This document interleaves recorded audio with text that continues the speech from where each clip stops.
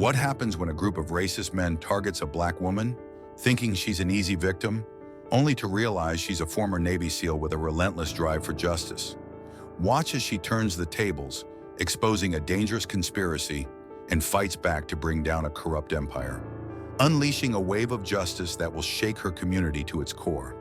The afternoon sun cast a golden hue over the park, bathing the pathways in warmth and stretching the shadows of the trees long across the worn paths. Laughter echoed from a nearby playground where a group of children played, their joy mingling with the soft chirping of birds. In the distance, joggers moved steadily, the rhythmic thud of their shoes against the gravel blending with the peaceful ambiance. On a bench near the edge of the pond sat Jessica Knight, her black leather jacket resting beside her. Underneath it, a muscular frame filled out a simple gray t-shirt and well-worn jeans. A faint scar on her forearm, barely visible in the sunlight, was the only evidence of a life forged in far more dangerous battles. The quiet park was a stark contrast to the life she'd once lived. Jessica's eyes moved steadily across her surroundings, a habit ingrained from years of military training. Even though she had long since left her Navy SEAL days behind, her instincts were still sharp. She had learned to trust them, whether it was the subtle shift in the air or the unease creeping into her bones. She could feel when something wasn't right. As she sat, her attention briefly flicked to a jogger passing by. He gave her a polite nod, which she returned. It was a simple, normal exchange, but something about the air felt heavier now. She could sense the faintest of tensions, like the calm before a storm. Across the park, a group of 4 men loitered beneath the shadow of a towering oak tree, their voices sharp and coarse, cutting through the tranquil atmosphere. The leader of the group, Chad Hunter, was tall and broad-shouldered, with a shaved head that gleamed under the sun. His faded tattoos snaked up his neck, a reminder of a life lived on the fringes. He was clearly the alpha of this pack. Chad nudged the man beside him, Danny Marks, a wiry figure with a patchy beard, and gestured toward Jessica. "That one," Chad muttered, his voice low but dripping with disdain. "Sitting there all smug like she owns the place. Easy pickings." Danny chuckled, cracking his knuckles. "You think she'll put up a fight?" Chad smirked, rolling his shoulders back. "She'll try, but they always do." Jessica felt their eyes on her before she saw them. There was a subtle prickle down her spine, a warning her body had learned to heed. Her gaze shifted toward them, locking briefly with Chad's. They didn't look away. That was her first confirmation. These men were trouble. But Jessica kept her posture relaxed, one arm draped over the back of the bench, the other resting casually on her lap. Her breathing was steady, and she allowed herself the briefest of smiles. These men thought they had an easy target. She wouldn't give them that satisfaction. They started moving toward her, their conversation growing louder. Chad led the way, his boots crunching loudly against the gravel, while Danny and the younger men flanked him, each of them clearly trying to show off their confidence. The group formed a loose semicircle around Jessica's bench, like wolves closing in on a lone deer. "Afternoon, ma'am," Chad said with a forced politeness, his voice dripping with mock charm. "Mighty nice day for sitting out here all alone, don't you think?" Jessica slowly looked up, her expression calm but her eyes narrowing slightly. She didn't flinch or let her guard down. "What do you want?" she asked evenly. Chad's chuckle was low, almost a growl as he glanced back at his crew. "No need to be rude. We're just out for a friendly chat, right, boys?" Danny leaned in closer, his grin spreading across his face like a mask. "Or maybe she's just one of those types who thinks she's too good for the likes of us." Jessica didn't answer, instead studying their body language. The 2 younger men, Ben and Kyle, exuded the cocky bravado of youth, but she could see their nervous energy just beneath the surface. The smell of cheap cologne and cigarettes wafted over with the breeze, confirming their proximity. Jessica's mind worked quickly, processing the situation. 4 of them, but they weren't as dangerous as they thought. Chad was the biggest threat physically. His broad shoulders and imposing presence marked him as the leader. Danny was wiry, but there was a danger in his unpredictability. The younger men, though cocky, lacked the experience to be anything more than distractions. She exhaled slowly, a smirk tugging at the corner of her lips. You really think this is how it's gonna go? She muttered, mostly to herself. Ben snickered, stepping forward with a challenge in his voice. You think you're better than us, huh? Jessica straightened slightly, her body tensing with the alertness of someone who had spent years in life or death situations. I don't think anything belongs to me, she said, her voice quiet but cutting. I'm just sitting here, minding my business. Chad's smirk faltered just a bit, but it quickly returned as he stepped closer, the others falling into place around her. He pointed at the bag resting beside her on the bench. That's a nice bag. Bet it's got something good in it. How about you be polite and hand it over? We wouldn't want things to get messy. Jessica's lips twitched into a faint, almost imperceptible smile. Is that what you call polite these days? Stealing from people who look like me? Chad's fake smile dropped, his face hardening. What's that supposed to mean? Jessica didn't blink. You didn't pick me because I'm sitting alone. You picked me because you think I'm an easy target. Ben's voice rose, full of anger. You've got a mouth on you, huh? Probably the same one you use to cry racism every time things don't go your way? Jessica stood up slowly, her movements deliberate. She was shorter than Chad, but the presence she projected was unyielding. She kept her gaze steady, meeting Chad's eye without flinching. You really think this is gonna go the way you planned? She asked quietly. Walk away while you still can. Ben laughed nervously, but there was a tremor in his voice now. You think you can just walk away? You don't get to tell us what to do?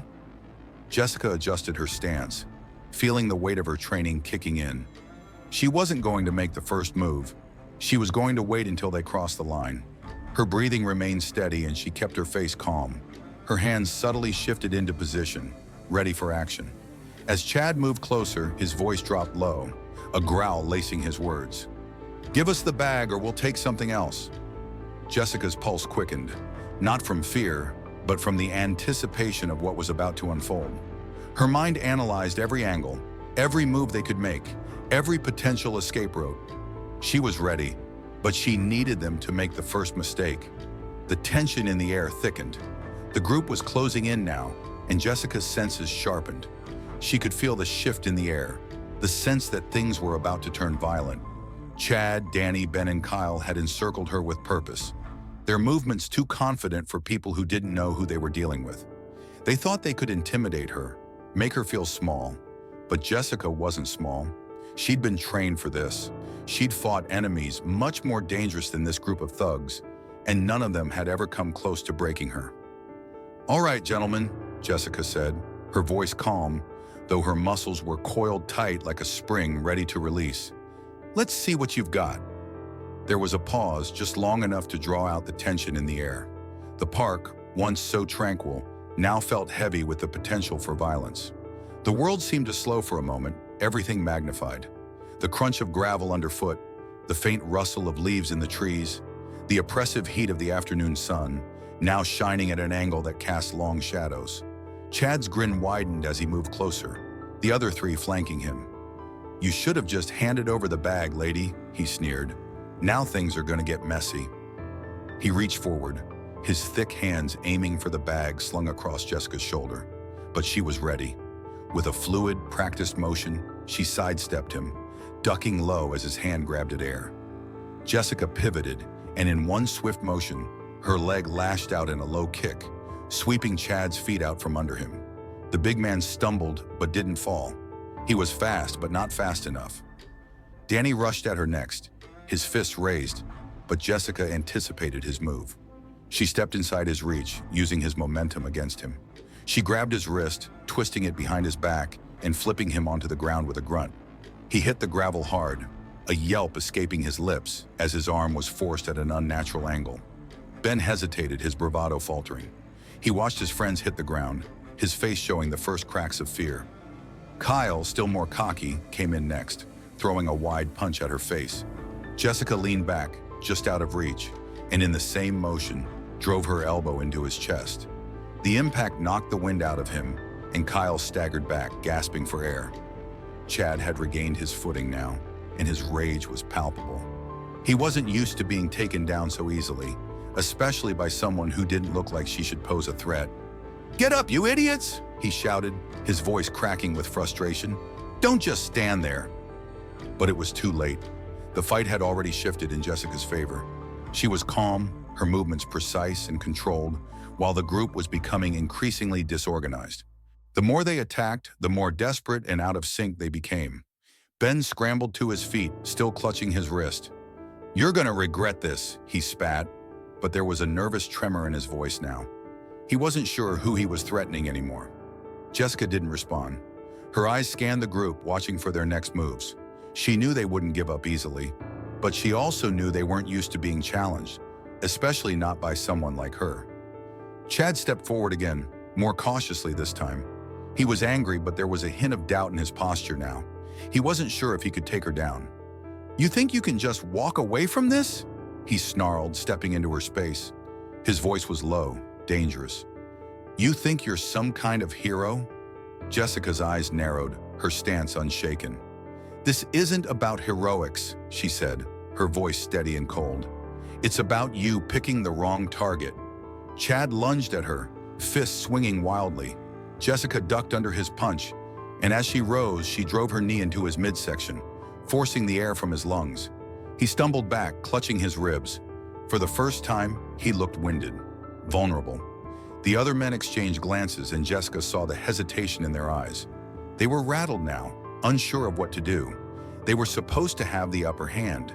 They were supposed to overpower her, but she wasn't afraid, and that made all the difference. Kyle rushed at her again, this time grabbing a stick from the ground and swinging it at her like a bat. Jessica didn't flinch. She sidestepped, grabbing the stick mid-swing and twisting it out of his hands. A quick shove sent him stumbling backward, and he tripped over his own feet, falling flat onto the gravel. Jessica's gaze flicked to Chad. He was breathing hard now, his face a mix of frustration and disbelief. He had underestimated her, underestimated what she was capable of. "You should have walked away when you had the chance," Jessica said, her voice cutting through the chaos. She didn't wait for him to respond. With a sharp movement, she swept his legs out from under him, sending him crashing to the ground with a heavy thud. He groaned, momentarily dazed. Danny, still on the ground, pushed himself up with effort, but his movements were sluggish now. He was in pain, and it showed. Jessica could see the defeat in his eyes as he tried to push himself to his feet, but his body wasn't cooperating. The fight had drained from him, and it wasn't just physical, it was mental. They were losing. They had been losing from the moment they thought she would be an easy target. Jessica stood over Chad, her body poised and ready. "It's over," she said simply. Chad's eyes narrowed in fury, but there was a flicker of doubt in them now. His crew was beaten. His pride was shattered. And deep down, he knew they were no match for someone like Jessica. "You're gonna regret this," Chad muttered, but the words lacked their usual conviction. His voice trembled now, and he had to catch his breath between sentences. Jessica didn't bother responding. She was done. She had made her point, and she was ready to leave. There was no more fight left in them. But as she turned to leave, she heard one of the younger men mutter under his breath, "She's crazy." It was a strange comfort to her, knowing they were scared of someone like her.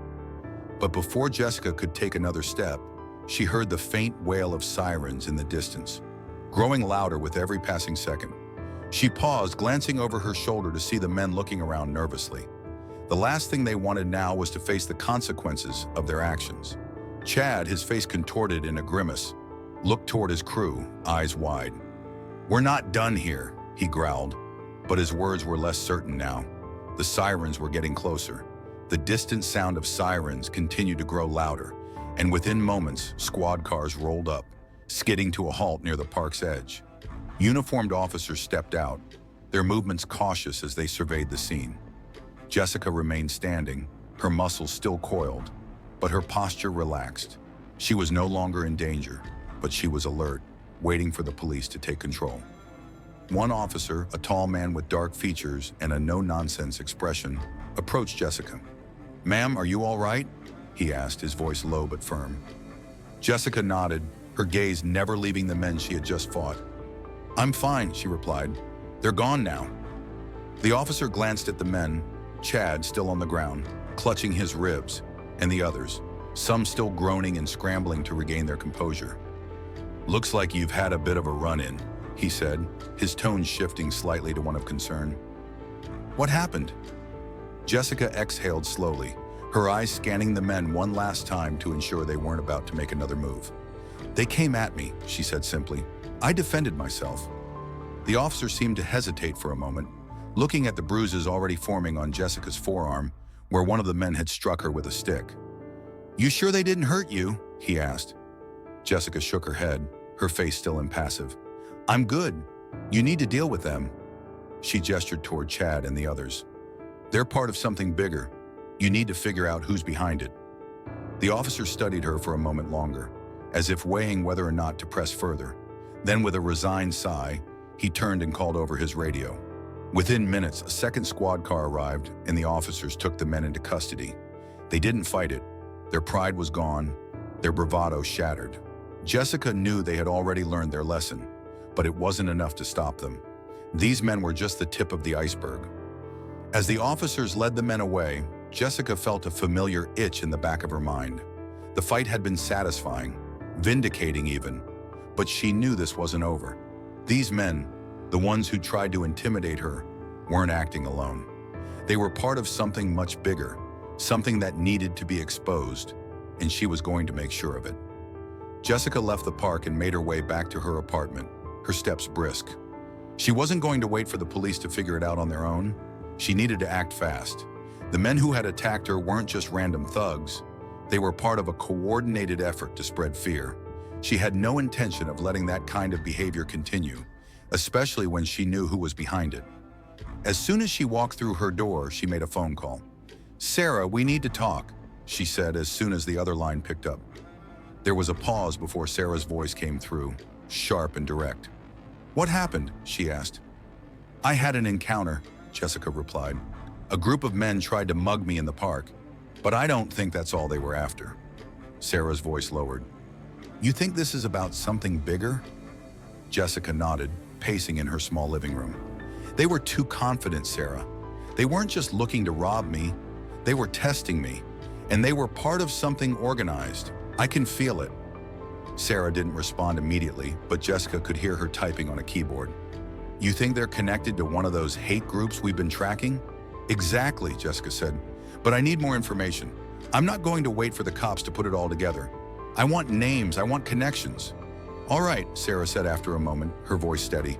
"I'll get to work on it. I've been digging around, and I've found some things I don't like. Let me see what I can find. But you need to be careful, Jess. These groups aren't just about random acts of violence. They've got connections and they're dangerous." "I'll be careful," Jessica promised, though she knew there was no way to be truly safe while going after men like this. She had lived through worse. "I'll meet you at the office in an hour. We'll figure this out together." "Okay, be careful." The call ended, and Jessica set the phone down on the counter. She had always trusted Sarah's judgment. As a journalist, Sarah had been following the rise of radical hate groups in the area for months. She was the one who had first uncovered the connections between small-time street thugs and larger, more organized networks. Sarah was good at connecting dots, and Jessica was going to need her now more than ever. An hour later, Jessica walked into the small office where Sarah worked. The walls were cluttered with maps, notes, and photographs, Sarah's chaotic but effective method of investigation. The table was strewn with printouts from online reports and government documents. It wasn't a glamorous setup, but it was effective. Sarah looked up from her laptop when Jessica entered, and for the first time, her usual sharp, confident expression softened just a fraction. "You're sure this isn't just a random mugging?" she asked. "Definitely not," Jessica replied, taking a seat across from her. "They were too organized, too purposeful. They thought I was an easy target, but they weren't after just the bag. They wanted me to be scared, to submit." Sarah nodded. "I've been following these groups for a while now. There's been a lot of minor incidents, harassment, intimidation, just below the surface. But all of it points to the same thing, a network of hate groups operating in the area. I think you're right. They're testing people." Jessica leaned forward, her eyes narrowing. "What have you found?" "I need specifics." Sarah pulled up a series of reports on her screen. "Well, the group you ran into, the ones you fought, are connected to a man named Paul Jennings.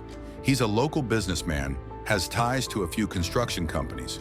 From what I've gathered, he's been financing small-time groups like this one, but there's more. I think he's pulling strings behind the scenes, organizing everything from the top down. Jessica's mind was already working through the possibilities. Jennings, she'd heard that name before. So it's not just about street thugs. This is organized, bigger than I thought. Exactly, Sarah replied. But here's the thing, Jennings isn't easy to track. His companies are all above board. But if we dig deeper, we might find something that links him directly to these groups. Jessica stood up, a determined look on her face. Then let's dig deeper.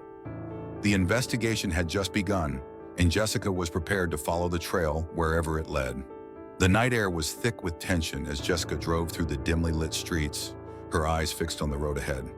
The city, usually bustling with life, felt unusually quiet tonight. But Jessica wasn't looking for peace. She was looking for answers. The more she thought about Paul Jennings and his connection to the groups that had been terrorizing the community, the more determined she became. This wasn't just some petty street gang picking on people. It was a coordinated effort, backed by money and influence. Jennings wasn't just funding them, he was orchestrating a larger operation, one that could take down entire neighborhoods with fear and intimidation. And Jessica wasn't about to let him, or anyone like him, get away with it. She parked her car a few blocks away from a nondescript warehouse on the outskirts of town. It wasn't much to look at, just another rundown building in an industrial area. But Sarah's intel had pointed her here, and Jessica trusted her instincts. There was something about this place that didn't sit right with her, and she knew it was connected to Jennings. As she stepped out of the car, Jessica's hand instinctively went to the small concealed pistol tucked under her jacket. She had come a long way from her days as a Navy SEAL, but the instinct to be prepared was still with her. Her heart rate was steady, her breath calm, but her senses were on high alert. The quiet was unsettling, but that was exactly why she needed to be here. The night was still, but she could feel the weight of something dark pressing in around her. The buildings around her were empty, their windows boarded up, their doors locked. But Jessica knew better than to assume this place was as abandoned as it looked. There was movement inside. She could sense it, hear the faint sounds of footsteps and voices echoing from within the warehouse. She moved quickly, quietly, her steps barely making a sound as she approached the back of the building. A flickering light shone through a crack in the boarded-up window, casting a weak glow onto the cracked pavement below. Jessica crouched down, peering through the gap. What she saw made her pause. Inside the warehouse, there were at least 5 men. They were unloading crates, stacked high and covered with thick tarps. One man, larger than the others, stood near the door, keeping watch. He looked familiar to Jessica. She'd seen him in one of the photos Sarah had shown her earlier. Kyle, one of the younger men who had been part of the group that tried to attack her in the park. She didn't recognize the others, but they were all armed, carrying what looked like bags full of supplies. They were too organized to be simple street thugs. Jessica's pulse quickened. She didn't know exactly what they were doing here, but it didn't take much to figure out. Jennings was involved. This warehouse had to be part of the operation. Money, weapons, supplies, all of it pointed back to him. She could feel the weight of the situation. It was no longer just about a few thugs terrorizing the park. It was about a full-fledged network of hate groups, operating under the radar with Jennings pulling the strings. This was bigger than anything she had faced before, and Jessica knew it was only a matter of time before someone got hurt. But she wasn't about to let that happen. She pulled out her phone, quickly typing a message to Sarah. Found them. Warehouse on Fletcher Street. Call Liam. Need backup. With the message sent, Jessica crept around the side of the building, looking for a way inside. The front was too exposed, and she wasn't about to risk walking in through the front door where they could see her.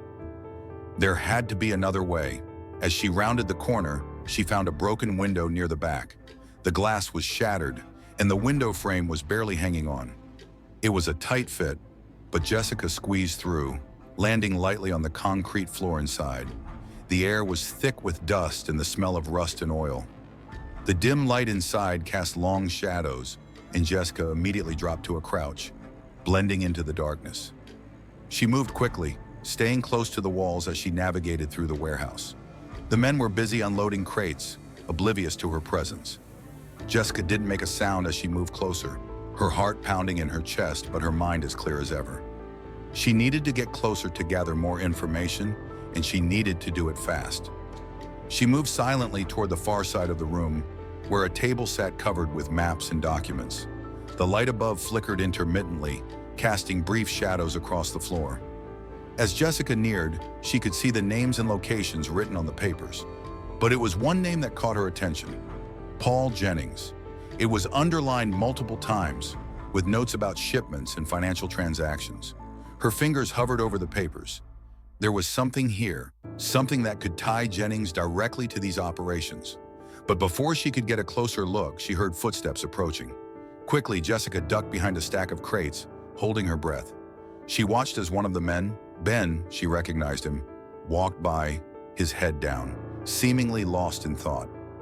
She didn't move until he was a few steps away, and even then she stayed crouched low, making sure she wasn't seen.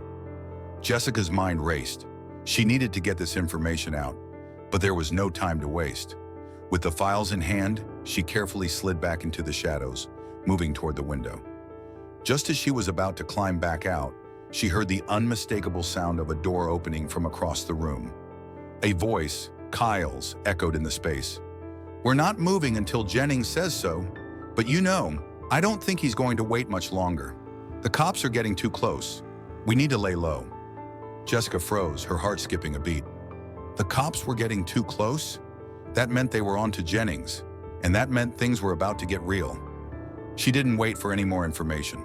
Clutching the papers tightly in her hand, she squeezed back through the window, just as the men began to move in the other direction. Her body pressed against the frame. She took a deep breath, her pulse steadying as she slid back to the ground outside. The mission was a success. She had the documents. She had the evidence. But now things were about to get complicated. There was no turning back. Jennings wasn't going to sit idly by while his operation was exposed. Jessica knew she had to move fast, and she had to be ready for whatever came next. The next morning, Jessica sat in her apartment, the faint hum of her coffee machine filling the otherwise quiet space. Her hands were still slightly shaking from the night's events, but she couldn't afford to let that stop her. She had the documents she needed, proof of Jennings' operation, and now she had to move quickly before he could erase the evidence. Her phone buzzed, and she grabbed it from the table. It was a message from Sarah. "I've got some news. Meet me at the office in an hour." Jessica didn't hesitate. She grabbed her jacket, slipped her gun into its holster, and headed out. The plan was simple: get the information to Sarah, then work out the next steps. Jennings was no fool, and she knew he wouldn't let the evidence slip through his fingers without retaliation. If they were going to take him down, they needed to be quick and precise. When she arrived at Sarah's office, she found the journalist hunched over her laptop, a pile of papers scattered across her desk. The dim light from the desk lamp cast shadows over her tired face, but there was a determined glint in Sarah's eyes. As soon as she saw Jessica walk in, she waved her over. "I've been running through these files you sent me," Sarah said, her voice low but urgent. "You're right. Jennings is involved, but he's covering his tracks better than I thought." Jessica set the papers down on the table. "We can't waste any time. If Jennings figures out what we have, he'll go underground, and it'll be too late." Sarah flipped through the documents quickly, her eyes scanning the contents. These shipments, these payments, they're all tied to some legitimate businesses, but there's something off about them. The transactions are too clean, too well organized. This isn't just about a few thugs with guns. Jennings is laundering money through these companies to fund the operations. Jessica frowned. "And the hate groups?" Sarah nodded. "He's using these groups as muscle, but it's about more than just spreading fear. They're a means to an end, control over the neighborhoods. And from what I can see, he's planning something bigger, something that's not just local." Jessica leaned in, her focus laser sharp. "What kind of bigger?" Sarah clicked a few keys on her laptop and brought up a series of maps. "These properties here, they're all part of a larger real estate plan. Jennings is buying up cheap properties in areas with high minority populations. The idea is to drive people out, create an atmosphere of fear and intimidation, then scoop up the property for a fraction of its value. It's all part of a bigger scheme to shift the demographic and gain more control. Jessica's jaw tightened. So it's not just about racism and violence. He's using fear to manipulate the market. That's cold. Sarah exhaled slowly, her frustration palpable. And if we don't stop him now, he'll continue. He's got enough money and influence to keep this going for a long time. Jessica stood up, her mind already working through the next steps. We need to get this information to the police. The real evidence, the financial trail, the maps, the connections between him and these groups. But we have to be careful. Jennings won't go down without a fight. Sarah closed her laptop, her face serious. And what about you, Jess? What are you going to do? Jessica paused, her gaze hardening. I'm going after him. I can't sit back and wait for the system to catch up. We don't have that kind of time. I'll take the heat if I have to, but we're bringing him down. Sarah hesitated, then nodded. I get it, but promise me you'll be careful. You're already in too deep, and if Jennings figures out you're the one who's been behind this, you'll be in real danger. Jessica gave her a grim smile. I've been in worse situations. With that, Jessica headed out, determined to finish what she had started. She knew the risks, she knew the consequences, but she wasn't going to let a man like Jennings get away with what he had done. As the sun began to set that evening, Jessica found herself parked outside a sleek, high-rise office building. This was Jennings' headquarters. His business was clean, his operations legal, on the surface. But Jessica knew better. Beneath the polished exterior lay a network of hate, manipulation, and violence. She had been waiting for hours, her patience wearing thin as she watched the building from the car. Her mind replayed the evidence she had uncovered.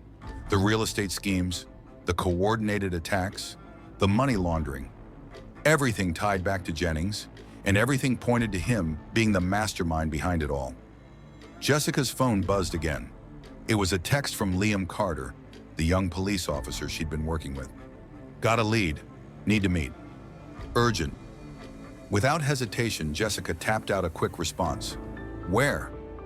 Minutes later, she was speeding toward a warehouse on the edge of town. Liam had been working overtime to dig deeper into Jennings' operation. He had already uncovered some connections between Jennings' companies and a handful of local politicians who had been turning a blind eye to the criminal activity, likely in exchange for favors or payments. When Jessica arrived at the warehouse, Liam was already waiting, leaning against his car, his arms crossed over his chest. He looked up as she approached, his face tight with concern. Glad you could make it, he said, his voice low. I've got something that could crack this whole thing wide open. Jessica raised an eyebrow. What is it? Liam handed her a manila folder, his face serious. I've been running these names through the system, and I found something. One of Jennings' associates, a man named Marty Franklin, has been moving large sums of money through multiple shell companies. But the transactions, Jessica, they're not just going to real estate or materials. They're going to politicians, contractors, even law enforcement. Jessica's stomach twisted. So he's bribing people. Liam nodded grimly. Bribing, buying influence. He's got a network that reaches farther than we thought. We're going to need more than just evidence. We're going to need to expose every single one of them. Jessica clenched her fists. Then let's do it. We can't let this go any longer. Liam hesitated, then met her eyes. I'll back you up, but you have to be careful. Jennings is dangerous, and his connections are powerful. We don't want to make a move until we have everything we need. Jessica took a deep breath, the weight of what they were up against settling in. I'm not waiting any longer. We need to take him down now. With the new evidence in hand, Jessica knew that they were close, but Jennings was no fool, and he wouldn't go down easily. This was the most dangerous part of the mission, getting the truth out without letting Jennings slip away into the shadows. The city had never felt more alive than it did that night, but Jessica wasn't focused on the crowds or the streetlights. Her mind was fixed on one thing, taking down Paul Jennings and his operation. She had spent days, weeks even, gathering evidence, connecting the dots between the hate groups, the real estate schemes, and the corrupt politicians. Now it was time to expose it all. She was standing in front of a sleek glass office building. The headquarters of Jennings' company, J-Tech Real Estate, gleamed under the harsh fluorescent lights, its modern facade a stark contrast to the dark underworld Jessica had uncovered. But she knew what lay behind those glass walls: corruption, manipulation, and a vast network of fear.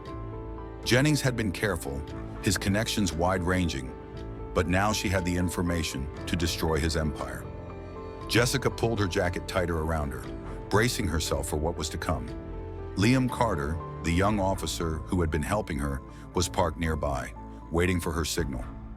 He had dug through Jennings' financials, uncovered links to city officials, and even found connections between Jennings' associates and local law enforcement.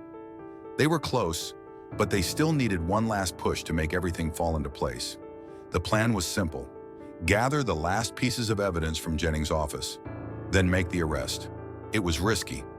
Jennings had already proven he could make people disappear, but Jessica wasn't backing down. Her phone buzzed, and she glanced at the message. "Ready when you are.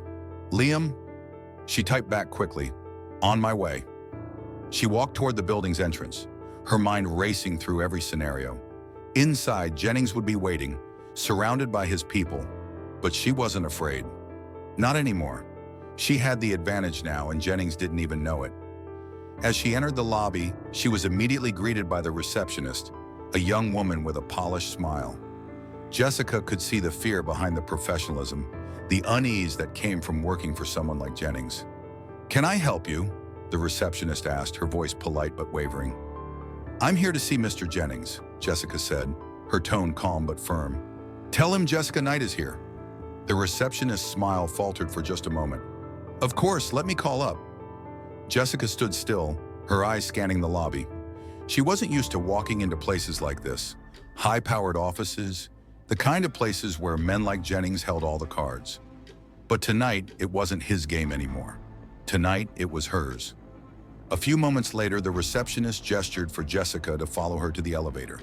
They didn't speak as they ascended to the top floor, the silence between them thick with unspoken tension. When the doors finally opened, Jessica stepped out into a sleek, modern office with floor-to-ceiling windows that looked out over the city. And there he was, Paul Jennings, sitting behind his polished desk, looking every bit the part of a man who had spent years climbing to the top by any means necessary. He didn't rise to greet her. Instead, he gave her a cold smile. "I was wondering when you'd show up," Jennings said, his voice smooth but carrying an edge of condescension. "I've been keeping an eye on you, Ms. Knight. You're not as discreet as you think." Jessica didn't flinch. She stood tall, her expression unwavering. "You've been running your little empire for too long, Jennings. It ends tonight." Jennings leaned back in his chair, steepling his fingers together. "You think you've got me cornered, don't you? All this evidence you've gathered, every little detail you've uncovered. It won't matter. I have the money, the power, and the connections to make all of this disappear. You're nothing but a fly buzzing around a trap." Jessica's gaze hardened. "You're not untouchable. I've already sent everything to the police. You're going down, Jennings." For a moment, Jennings said nothing. His expression remained calm, but Jessica could see the flicker of uncertainty in his eyes. He was calculating, weighing his options. Finally, he stood up, his eyes narrowing. "You're making a big mistake," Jennings said. "You have no idea what you're dealing with. You think these petty hate groups and politicians will protect you? I'm untouchable. I'll bury you before you even get the chance to breathe." Jessica's voice remained cold and steady. "You're done. This whole thing, it's over. You won't have the chance to run anymore." Jennings' smile turned into a sneer. "You think you're the first to try and take me down? I've had worse than you trying to tear me apart, and they all failed. You will too." Before Jessica could respond, the door to the office opened behind her, and she heard the sound of footsteps. She turned just in time to see Kyle, the man from the park, walk in, a smirk on his face. "Looks like we've got company," Kyle said, his voice dripping with smugness. "Jennings doesn't take kindly to people poking around in his business?" Jessica's eyes flicked from Kyle to Jennings, realizing that the situation was more complicated than she had initially thought. Jennings wasn't just relying on his political connections, he had muscle too. "I suggest you leave," Kyle continued, pulling a gun from his waistband. Before things get ugly, Jessica's body went into autopilot. She couldn't let Jennings, especially not Kyle, get the upper hand now. Her hand was already at her side, fingers grazing the handle of the concealed pistol she'd been carrying. She didn't hesitate. In one fluid motion, she drew the gun, pointing it directly at Kyle's chest. He froze, his hand still gripping the gun, but his body stiffened with the realization that he was outgunned. "Put it down, Kyle," Jessica said firmly. "You don't want to do this." Kyle hesitated, his eyes darting between Jessica and Jennings, who was still standing behind his desk, watching the standoff unfold. He was calculating, weighing the options in his mind. "I don't want any trouble," Kyle muttered, his eyes flicking nervously to Jennings for guidance. Jennings, his face twisted with frustration, gave a sharp wave of his hand. "Get out of here, Kyle. You're useless to me now." Kyle's expression faltered, and with a muttered curse, he holstered his gun and stormed out of the room. Jessica didn't take her eyes off Jennings. "Now it's just you and me." Jennings glared at her, his face a mix of fury and fear. He was trapped, and he knew it. The police were already on their way. He had no more cards to play. "You won't get away with this," he spat. "You think I'm the only one behind this? There are bigger players at work, people who will make sure you pay for this." Jessica's expression remained unwavering. "I'm not scared of your threats, Jennings. I'm not walking away until you're in handcuffs." Just as she spoke, the sound of sirens grew louder, and she knew it was time. She had what she needed, the information, the evidence, and now Jennings had nowhere to run. He was finished. As the door behind her burst open, a team of officers rushed into the room. Liam was leading them, his eyes immediately locking with Jessica's. She gave him a small nod, signaling that they were ready to move in. The officers quickly secured the room, and Jennings was forced to the ground, his hands cuffed behind his back. "You're done," Jessica said again, her voice calm but resolute. Jennings, his face contorted with rage and defeat, was dragged from the office. Jessica stood tall, watching as the corrupt empire he had built began to crumble. The battle was over, but Jessica knew this wasn't just about one man. This was about sending a message to everyone who thought they could hide behind power and wealth, using fear and hate as tools to control others. Jennings' arrest was just the beginning. The sirens wailed outside as Jessica stood in the quiet aftermath of the confrontation. Paul Jennings, the man who had masterminded an empire of fear and manipulation, was being led out in handcuffs by Liam and a team of officers. His defiant expression, the venomous sneer on his face, didn't fool her. Jennings had always thought he was untouchable, a man who could twist the system to his will. Now he was going to learn the hard way that no one was beyond the reach of justice. Jessica's heart was still pounding in her chest, but the adrenaline was fading, leaving a sense of cold satisfaction. She had done what she set out to do. She had exposed Jennings and his network. But even as the officers filed out, she knew this wasn't the end. It was just the beginning. Liam walked over to her, his face a mixture of exhaustion and relief. "We've got him, Jess. It's over." Jessica shook her head, her expression hardening. "Not yet. Jennings is only one piece of the puzzle." Liam frowned, his brow furrowing in confusion. "What do you mean?" Jessica paused, her mind racing as she replayed everything that had happened over the past few weeks. The hate groups, the real estate schemes, the politicians and law enforcement officers who had turned a blind eye. Jennings may have been the face of the operation, but there were bigger players behind the scenes. And now that Jennings was in custody, she needed to turn her focus to the rest of the network. "We've taken down the head of the operation," Jessica said, her voice firm. "But there's someone else, someone higher up. Jennings might have been the one pulling the strings locally, but he's just a cog in a much larger machine. And that machine hasn't stopped yet." Liam's eyes widened. "You're saying there's more?" Jessica nodded. "I don't think Jennings was acting alone. There are people, powerful people, who've been enabling this. We need to find out who they are, and we need to make sure they don't just pick up where Jennings left off." Liam looked conflicted. "You're right, but we've got nothing concrete on them. Jennings has kept his connections tight. He's never gone down without a fight." Jessica met his gaze, determination in her eyes. "We don't need concrete evidence to know they're out there. We've already got enough to start digging, but it's going to take time, and we don't have that luxury. Liam nodded, his expression serious. I'll keep looking into it, but we've got to be careful. If we move too quickly, we could end up making things worse. Jessica understood. Jennings had been a dangerous man, but the people behind him were likely even worse. And if they found out she was still hunting them, they'd stop at nothing to silence her.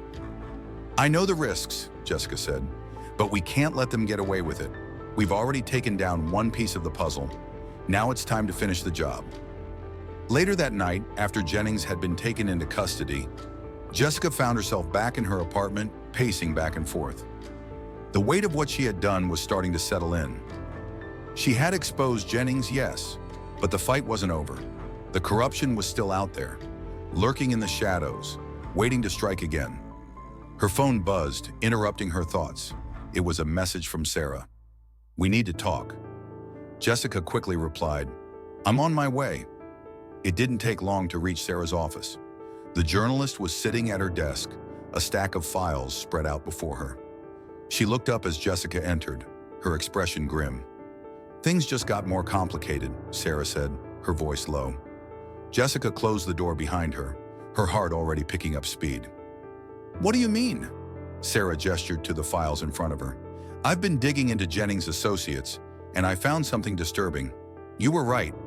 Jennings wasn't just a local problem. His operation has connections that go far beyond this city. Jessica sat down, leaning forward. What kind of connections? Politicians, businessmen, even some people in law enforcement. But there's something else, Sarah said, tapping the stack of files. These people, these networks, are part of something much bigger. I don't think Jennings was ever the mastermind. He was just a pawn. Jessica felt a chill run down her spine. You're saying someone else is pulling the strings? Sarah nodded. I think so. And the real players are still out there. They've been operating for years, building an empire, and Jennings was just one of their many pieces. Jessica stood up abruptly. We need to go after them. Whoever they are, we need to find them before they disappear again. Sarah hesitated, her eyes locking with Jessica's. I'll keep digging, but you need to be careful. If Jennings was just the surface, there's no telling how deep this goes. Jessica didn't respond immediately. She was used to danger, to fighting enemies who thought they were invincible. But this was different. These weren't just street thugs or small-time criminals. This was a network, one that spanned the political and social elite, protected by money and power. Careful isn't going to cut it anymore, Jessica said, her voice low and steady. I'm going after them, no matter what it takes. The next few days were a blur of investigation, late nights, and countless phone calls. Sarah worked tirelessly, digging through public records, uncovering connections that Jessica hadn't even imagined. The more they uncovered, the more Jessica realized how far-reaching this operation really was. Jennings had been a key figure, but the web extended far beyond him. She and Liam had been coordinating, sifting through the wreckage of Jennings' empire. They had uncovered names, hidden financial transactions, and meetings with some of the city's most influential figures. But still, the one name that Jessica kept hearing, over and over again, was Richard Hale. Richard Hale was a name that kept popping up in the financial records. Hale was wealthy, untouchable, and one of the most influential men in the city. He had connections in the highest echelons of power, from the mayor's office to the police department. His business dealings spanned across real estate, construction, and political campaigns. And it seemed that Hale was the one who had been funding Jennings from the very beginning. Jessica's mind raced. If Hale was behind Jennings and the network they were now unraveling, he was the key to ending it all. We need to find him, Jessica said, her voice firm. If Hale's the one pulling the strings, we need to take him down next. Liam looked hesitant. This is going to be big, Jess. Hale is untouchable. If we go after him now, we could lose everything. Jessica's gaze hardened. If we don't stop him, we lose more than that. We lose everything we fought for. Jessica knew that taking on someone like Hale wouldn't be easy, but she wasn't about to stop now. The dominoes had started to fall, and Hale was next. The final piece of the puzzle was within reach, and she wasn't going to let it slip away. The days after the discovery of Richard Hale's name were the longest Jessica had faced in her career. Every lead, every clue, every inch of progress felt like it came with a new obstacle. Hale was a man of untold wealth and influence, and everything about him screamed power. But what made him more dangerous than anyone Jessica had faced before was that his power wasn't just built on brute force. It was built on manipulation, subtlety, and control. Jessica spent the next several nights in Sarah's cramped office, flipping through records, trying to find any crack in Hale's carefully constructed empire. She'd already connected him to several of the city's most prominent politicians, a list of shady contractors, and, most disturbingly, several law enforcement officers who had received hefty payoffs in exchange for turning a blind eye. But none of it was enough. Not yet. Every piece of information that Sarah unearthed only led to more questions. Hale's business dealings seemed legitimate, on the surface. His companies, like Hale Enterprises, were large, respected, and spread out across multiple sectors. But the deeper they dug, the more they realized Hale had woven his empire through layers of corruption and hidden deals, insulating himself from anyone who could expose him. It was frustrating, it was maddening, but Jessica couldn't stop. She couldn't let the fear of what they were up against stop her. One night, as she sat alone in Sarah's office, going over a pile of documents that seemed to be growing by the hour, her phone buzzed. It was a message from Liam. "We've got a lead. Hale's people are in town, and I think we've got a chance to catch him." Her heart skipped a beat. Catch him, she thought. After all these weeks, they were finally going to have a chance to take Hale down. She immediately called Liam. "What do you have?" "I tracked one of Hale's associates," Liam said, his voice tense. "His name's Victor Turner. He's been working with Hale for years. Turner's in town for a meeting at an old warehouse on the west side.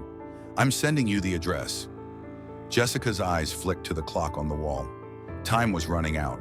Hale's empire was still intact, and if they waited too long, Hale would disappear again, just like Jennings had tried to. There was no turning back now. "I'm on my way," Jessica said, her voice unwavering. When Jessica arrived at the warehouse, she parked several blocks away, her senses immediately going on high alert. The night was quiet, the streets empty, and the cold wind whipped through the narrow alleys. She could feel the weight of the situation settling in. This was no longer just about exposing corruption, it was about ending it. She crept through the shadows, moving closer to the warehouse. The building looked abandoned at first glance, but Jessica knew better. Hale's associates weren't the kind to hide in plain sight. They operated in the shadows behind closed doors, where they could pull the strings without anyone noticing. As she approached the back of the warehouse, she heard voices. Low, hushed conversation, men talking, moving around. Jessica crouched, staying out of sight as she crept closer, her heart pounding in her chest. There they were, Turner and a few other men, huddled around a table, their voices just loud enough for Jessica to make out a few words. "We can't keep running from this," one of them said. "If Hale finds out we're making deals with the wrong people, he'll have us all killed." Turner's voice was cool, collected. "Hale doesn't know we're here, and as long as we don't make a mess, no one will find out." Jessica's mind raced as she pieced together their conversation. It was clear that Turner knew something important, and whatever it was tied directly to Hale's operation. But what was he planning? What deal was he making? Without a second thought, Jessica moved closer, staying low as she approached the window of the warehouse. She needed to hear more. She needed to understand what was happening before she made her next move. But just as she reached the window, something caught her eye. A figure in the shadows moving silently behind her. Jessica spun around, her hand going instinctively to her sidearm. It was Liam. He raised his hands, a reassuring gesture. "I was trying to make sure you weren't getting into trouble," he whispered, his voice barely audible. "You're not the only one tracking Hale." Jessica shot him a look, both relieved and frustrated. "You should have waited at the car. You know this is dangerous." "I know," Liam said, his voice steady, "but we need to be in this together. If Hale has any chance of getting away, it's now." He was right. They couldn't afford to let Hale slip through their fingers. Jessica glanced back at the window. "Turner's in there. I need to know what they're talking about." Liam nodded, his eyes scanning the area. We need to move fast. No one else is going to get a shot at Hale, Jess. We're the only ones who can stop him." With a determined look, Jessica gestured for Liam to follow her. They moved around the back of the building, staying out of sight, until they found a small service door. It was unlocked. They slipped inside, the door creaking softly as they entered the warehouse. The men inside were still talking, their voices muffled by the thick walls. Jessica and Liam crept forward, staying in the shadows until they reached a set of stacked crates. From here, they had a clear view of the men gathered at the table. Turner was in the center, speaking to a younger man with short-cropped hair. "Hale's not going to let this go on much longer," Turner said, his voice low but firm. "We've pushed him far enough, and now it's time to make sure our hands are clean." The younger man nodded. "I'll make the transfer tonight. No one's going to stop us." Jessica's pulse quickened. This was it. They were talking about something big, something that could finally bring Hale down. But she needed more. She signaled to Liam to move closer. They couldn't risk being heard, so she had to act fast.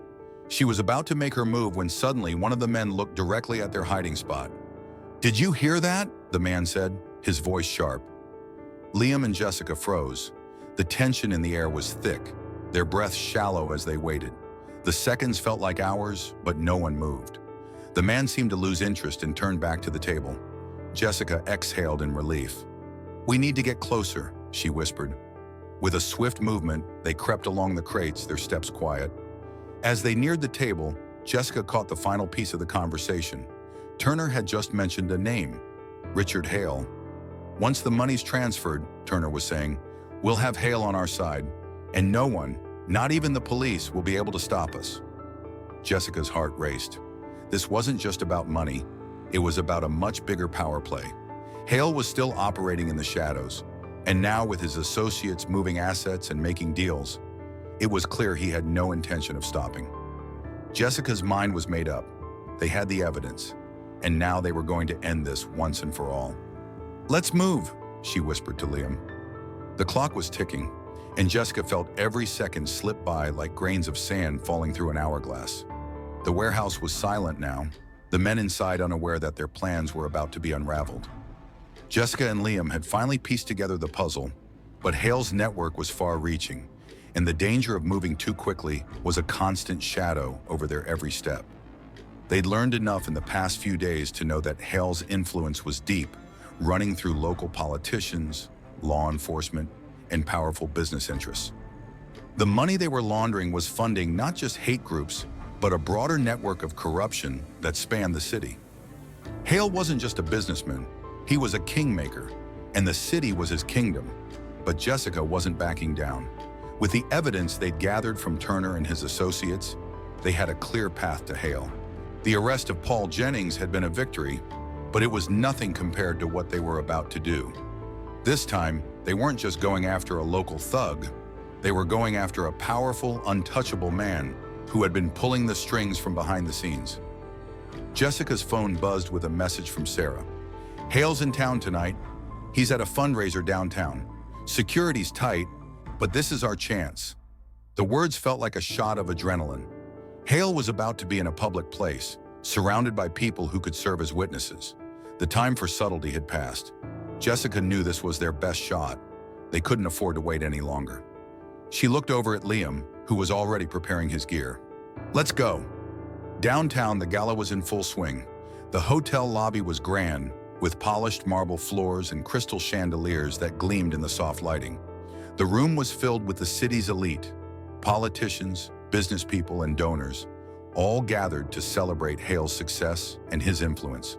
But none of them knew what was about to hit them. Jessica and Liam moved through the crowd, their eyes scanning for Hale. He was here somewhere, surrounded by his associates, his power on full display. Jessica's heart rate had steadied, her focus narrowing to the task at hand. This wasn't about playing it safe anymore. This was a direct confrontation. They spotted Hale at the center of the room, talking with a group of businessmen. He looked every bit the part of a wealthy mogul, his tailored suit and confident smile betraying nothing of the corruption he'd hidden behind his public persona. But Jessica knew what he was, what he'd done, and tonight she was going to make sure he paid for it. Liam moved first, slipping through the crowd to position himself near the door, ready to cut off any escape routes. Jessica followed, staying low, keeping her head down as she navigated the sea of guests. The plan was simple: get close, make the arrest, and make sure Hale didn't walk away from this. They had one shot at this. Jessica's pulse quickened as she approached Hale, now only a few feet away. The businessman was deep in conversation, unaware of the two people closing in on him. "Mr. Hale," Jessica said, her voice firm but calm, cutting through the chatter. She stepped into his line of sight, and for the first time, Hale's confident smile faltered. His eyes narrowed as he looked at her, recognition flickering in his gaze. "You," he said, his voice cold, a hint of surprise in his tone. "I should have known you were behind this." "You should have," Jessica replied, "but now it's too late." Hale straightened, his jaw tight with barely contained rage. He didn't speak, but his body language told Jessica everything she needed to know. He was ready for a fight. The room had gone quiet, guests turning to watch, sensing that something was off, but Jessica didn't care. This was the moment that would define everything. "I have all the evidence I need to take you down, Hale," Jessica said, her voice carrying through the room. "This ends tonight. Your empire of fear, your manipulation. It's over." Liam was already moving toward them, his hand on his radio, calling for backup. But before they could make their move, Hale's expression twisted into something darker. He wasn't going to go down easily. "You have no idea what you're doing," Hale said, his voice dripping with contempt. "You think you've won? This is just the beginning. You're nothing. You're just a pawn in a much bigger game." Jessica's eyes narrowed. "I'm not your pawn, Hale. I'm the one who's going to bring you down." Suddenly, Hale's bodyguards appeared, closing in on Jessica and Liam. They were big, well-built men, clearly trained to protect their boss at any cost. But Jessica wasn't afraid. She had been in situations like this before. She had fought worse. This wasn't a fight. It was a confrontation, and she wasn't going to back down. "Back off," Jessica said, her voice low but commanding. "We're not here for a fight." But Hale's men didn't listen. They lunged toward Jessica, and in an instant, the room erupted into chaos. People screamed and scattered, some diving under tables, others rushing toward the exits. Jessica reacted instinctively, moving faster than her attackers could react. She sidestepped the first guard, using his own momentum to send him crashing into a nearby pillar. The second guard came at her with a punch, but she ducked low, sweeping his legs out from under him. He hit the floor hard, groaning in pain. Hale's eyes were wild with fury as his remaining bodyguard advanced on Jessica, but she was ready. She twisted his arm behind his back, locking it in a hold that left him no room to fight back. "Liam!" she shouted. "Get him!" Liam was already moving in, his handcuffs ready. He quickly cuffed the remaining guard, securing him before turning to Hale. The businessman was still standing, his fists clenched in frustration. But the fight was over. He knew it. The power he had once wielded so easily was gone. "You're done, Hale," Jessica said, her voice steady. "This is where it ends." Hale's expression hardened, but the fear was there now, hidden beneath his arrogance. He wasn't the untouchable king he had once thought himself to be. He was just a man, just another criminal who had pushed too far. As the backup arrived, the officers flooded into the room, taking Hale and his men into custody. The guests, still shaken, began to exit in a hurry, some lingering to whisper about what they had just witnessed. Hale's reign of terror had come to an end, and the room was left in stunned silence. Jessica stood there for a moment, watching as Hale was led away, his head down, his bravado shattered. She had done it. She had taken down the empire of fear and corruption that had plagued her city. As the last of the officers filed out, Jessica turned to Liam. "It's over." Liam nodded, but there was a knowing look in his eyes. "For now." Jessica smiled faintly. "Yeah, for now." But she knew this was just the beginning. There would always be others like Hale, others who thought they could use fear and power to control people. But for tonight, justice had been served, and that was enough.